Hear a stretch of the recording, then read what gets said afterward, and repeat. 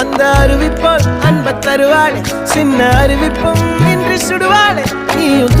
தும்மிடி ஆயுசு நூறாக என் உயிர் உன்னோட பத்திர சொத்தாக என் பார்வை உன்னோடு உன் பொம்மை கண்ணோடு பேசாமல் விண்ணோடு நாம் மிதந்து போவோம் காதாரா